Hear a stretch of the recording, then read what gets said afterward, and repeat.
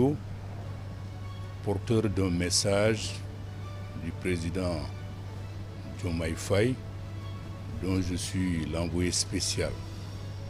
Ce message porte sur l'expression de la solidarité du président Diomaye Faye, de son gouvernement et du peuple sénégalais à l'égard du peuple du Burkina Faso dans des circonstances actuelles marquées par des attaques terroristes répétées qui ont conduit à des pertes en vies humaines, à des dégradations matérielles énormes, d'ailleurs depuis quelques années déjà. Le président Diomaye Faye a exprimé sa solidarité, sa compassion avec le président Ibrahima Traoré, avec son gouvernement, le peuple burkinabé et les familles de toutes les victimes de ces attaques terroristes. Naturellement, au-delà de cela, comme vous le savez, nous appartenons, le Sénégal et le Burkina, à un espace qui connaît des défis énormes dans la période historique que nous vivons.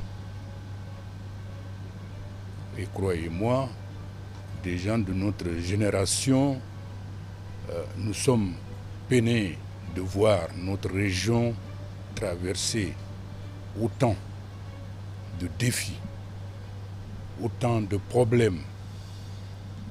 Les peuples de notre région aspirent depuis très longtemps à l'unité,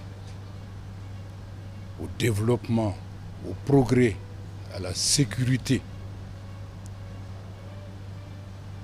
Et lorsqu'on voit le spectacle aujourd'hui de ce qui se passe dans cette région, nous sommes profondément affligés. Et il est du rôle de tous de s'engager pour tourner cette page de tragédie. Et cette page de tragédie, nous ne pouvons la tourner que dans des conditions de l'unité, de la solidarité. L'unité, la solidarité à l'intérieur des pays, l'unité et la solidarité entre les pays. Il n'y a pas un autre avenir pour nous que cette marche vers le progrès, ce désir d'émancipation des peuples africains. C'est pourquoi aujourd'hui, il est fondamental, et le président Diomaye a insisté sur cela, que ensemble, nous voyons comment mettre en synergie nos intelligences, comment mettre en commun nos ressources humaines, nos réflexions de manière créatrice pour ouvrir une nouvelle période de relations, des relations qualitatives, apaisées à l'intérieur des pays, entre les pays. Et c'est ce qui m'amène ici aujourd'hui. Et je dois dire que j'ai bénéficié d'une écoute attentive et d'une disponibilité de la part du président du Faso. L'AES aussi, c'est une initiative importante. Si les États peuvent faire quelque chose en mieux, et c'est le cas, ils doivent le faire.